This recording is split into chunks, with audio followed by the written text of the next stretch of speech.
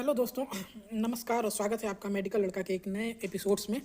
तो आज हम लोग मेनली बात करने वाले हैं BTSC staff nurse 11,389 post, sorry गलती लिख दिया मैंने, और जीएनएम वर्सेस बीएससी नर्सिंग के मामले पर। तो सबसे पहले माफ़ी कि इतने दिनों बाद मैं वीडियो बना रहा हूँ, क्योंकि कुछ मसरूफ़ था मैं। मसरूफ़ ये था कि घर पे हमारी एक फूफी हैं, उनकी बेटी की शादी थी, तो उस सिलसिले में मसरूफियत थी। तो अब से आपको वीडियोस टाइम पे मिलते रहेंगे। अगर यूट्यूब पे देख रहे हैं तो सब्सक्राइब करें और मेडिकल लड़का चैनल को फॉलो करना नहीं भूलें। तो चलिए, आज का वीडियो थोड़ा लंबा होने वाला है। तो आज के वीडियो में हम लोग मेन बात करने वाले हैं कि जीएनएम वर्सेस बीएससी का ये मामला पनपा कैसे और इसकी जड़ तक जाएंगे कि है क्या। तो बीटीएससी ने 2024 के अंत और 25 के शुरू में एक नियमावली बनाई स्टाफ नर्स ग्रेड ए के पोस्ट के लिए, और उस नियमावली ने उन्होंने बताया कि जीएनएम के साथ साथ बीएससी नर्सिंग भी स्टाफ नर्स ग्रेड ए का फॉर्म भर सकते हैं। तो जब जॉब की नोटिफिकेशन निकल गई तो जीएनएम वालों को लगा कि वो शायद पीछे रह जाएंगे। हालांकि ये मानना गलत है उनका कि वो पीछे रह जाएंगे, और उन्होंने एक कोर्ट केस किया था, जिस कोर्ट केस का फैसला 10 फरवरी 2026 यानी आज के दिन आने वाला है। पर मुझे ऐसा लगता है कि आज के दिन नहीं आने वाला है, क्योंकि वो लिस्ट ही हुआ है 52-53 नंबर पर, तो शायद ये फैसला पेंडिंग जाए। तो आज हम बात करते हैं कि जीएनएम वर्सेस बीएससी में इनका रूल और रेगुलेशन क्या है। देखिए, यूट्यूब पे वीडियो बनाने के लिए तो बहुत सारे लोग हैं जो यूट्यूब पे वीडियो बना रहे हैं, लेकिन कोई नेता है, कोई भोजपुरी का सुपरस्टार है, किसी को नर्सिंग से कोई लेना देना नहीं है। तो एक्चुअल चीज़ों को समझने के लिए मैं अपनी बारे में बताऊँ तो मैं 2 जगह नर्सिंग ट्यूटर रह चुका हूँ, और मैं बखूबी पता है मुझे कि बीएससी नर्सिंग और जीएनएम क्या होता है। तो बारी बारी से हम लोग इस पर बात करेंगे और समझेंगे कि जीएनएम और बीएससी नर्सिंग होता क्या है और क्या ये दोनों एलिजिबल हैं या फिर सिर्फ जीएनएम को मिलनी चाहिए। तो मैंने अपने 3-4 साल ट्यूटर की जर्नी में देखा जीएनएम और बीएससी को, दोनों को पढ़ाया, दोनों के टीचर से मुलाकात की, दोनों का इंस्पेक्शन भी कराया। जो मुझे पता है वो मैं बारी बारी से आपके पास रखूँगा। ध्यान रखिए, ये जो पास हो रही है वो पोस्ट के रिगार्डिंग हो रही है। पोस्ट का नाम है जीएनएम। ये क्या है? नर्सिंग की डिग्री है। देखिए, नर्सिंग में आपको समझना पड़ेगा कि नर्सिंग की डिग्री 3-4 तरह की होती है। तो पहला होता है सर्टिफिकेट कोर्स, दूसरा होता है डिप्लोमा, तीसरा होता है डिग्री, और चौथा होता है मास्टर। तो सर्टिफिकेट कोर्स की बात करें तो जैसे ड्रेसर का जॉब आया था, ये ड्रेसर सर्टिफिकेट कोर्स होता है। डिप्लोमा की बात करें तो नर्सिंग फील्ड में GNM, general nursing and midwifery, ये डिप्लोमा की डिग्री है। और डिग्री की बात करें तो बीएससी इन नर्सिंग, जितना भी बैचलर डिग्री है ये बैचलर डिग्री है।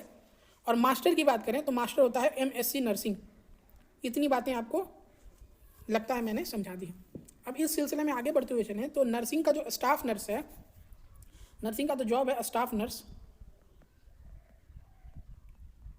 स्टाफ नर्स मरीजों की देखभाल करना, रोगी का निष्पादन करना। ये एमएससी नर्सिंग भी कर सकता है स्टाफ नर्स, बीएससी नर्सिंग भी कर सकता है स्टाफ नर्स, और डिप्लोमा यानी जीएनएम भी कर सकता है स्टाफ नर्स। एएनएम नहीं कर सकता, एएनएम नहीं कर सकता। एएनएम को हॉस्पिटल ड्यूटी अलाउड नहीं है।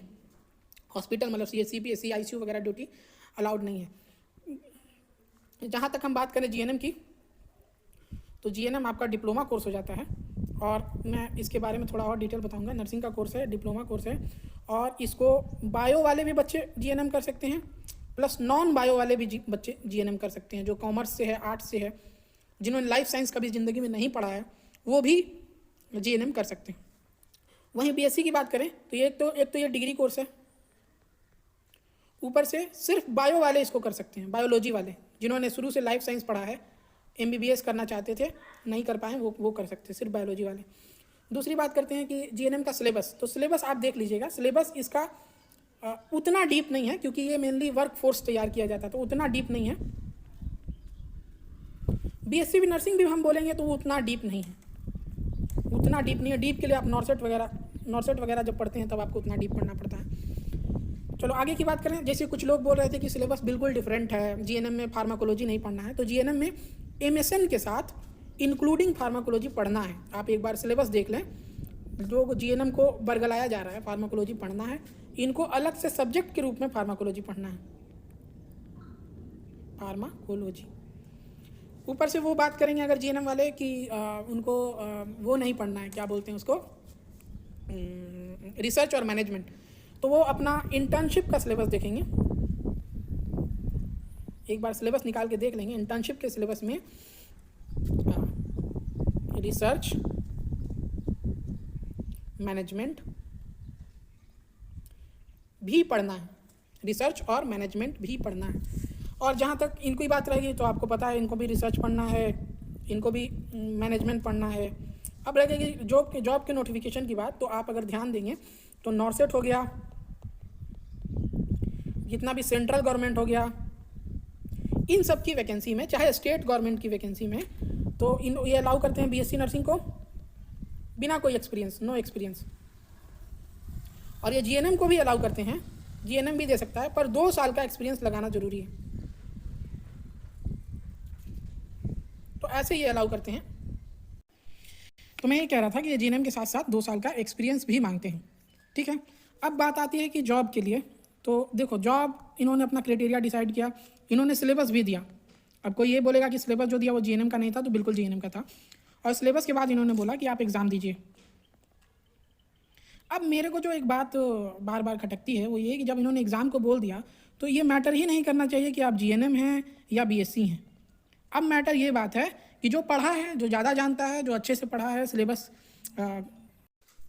तो मसला वही आ जाता है कि जो ज़्यादा पढ़ा है, जिसने ज़्यादा अच्छे से तैयारी की है, वो जाके इस एग्ज़ाम में सक्सेसफुल होगा।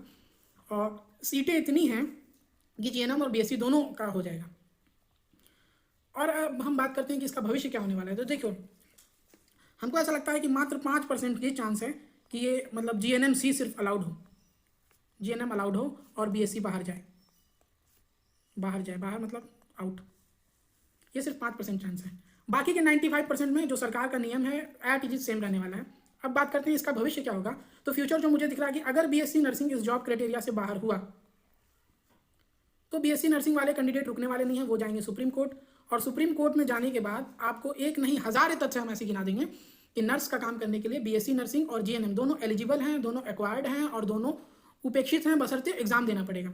और सुप्रीम कोर्ट जाने के बाद वैकेंसी जाएगी होल्ड, वैकेंसी जाएगी ऑन होल्ड। अब मैं आपको एक कमाल की बात बताता हूँ, अगर वैकेंसी होल्ड जाएगी तो नुकसान इसमें किसका है, जीएनएम वालों का है, जो अभी क्वालिफाइड है, जो अभी क्वालिफाइड है। दूसरी बात, अगर मैं बीएससी नर्सिंग का कैंडिडेट हूँ तो मेरी बात किया जाए तो अगर मुझे ये कहा जाएगा कि वैकेंसी होल्ड पे चल जाएगी, दोबारा वैकेंसी है, मेरे लिए और अच्छा बात है। मैंने ऑलरेडी एक जॉब क्रैक कर ली है और दोबारा और पढ़ ही रहा हूँ। भविष्य में कभी भी एग्जाम लोगे तो एग्जाम ही लोगे ना, तो एग्जाम लोगे तो हम तुम लोगों से तो ज़्यादा नंबर लाएंगे। पहली बात, मतलब तुम लोगों में जो लोग नहीं पढ़ते हैं और सोच रहे जॉब हो जाए तो उनको नहीं। मेरी इस मसले पे बहुत डिटेल में एक ग्रुप में बात भी हुई थी, जीएनएम के ग्रुप में। वो लोग बोल रहे थे ऐसी ऐसी बात, तो हमने बोला कि जो 500 रुपया 600 रुपये तुम लोग चंदा कर रहे हो, 1000 रुपये मुझे दे दो, मैं स्क्रीनशॉट यहाँ पे अटैच कर दूंगा, स्क्रीनशॉट। 1000 रुपये मुझे दे दो, मैं तुम्हें कोर्स दिला दूंगा और पढ़ लो, क्योंकि बिना पढ़े तो नौकरी होने वाली नहीं है, चाहे आप कितने भी केस लगा लो, कितने भी मुकदमे कर लो, ठीक है। और अगर ये वैकेंसी सुप्रीम कोर्ट में गई तो जैसा एएनएम में हुआ था वो रिजल्ट देखने को मिलेगा। इन मुतफर्रिक चीज़ों पर थोड़ा डिटेल में कभी और कहीं और मैं वीडियो बनाऊंगा। उम्मीद करता हूं कि वैकेंसी आज की आज क्लियर हो जाए, ताकि जितने भी लोग हैं उनको भविष्य में एक सुनहरा मौका मिल सके। और जितना देर हो रहा है उतनी ही बेचैनी बढ़ रही है दोनों साइड से।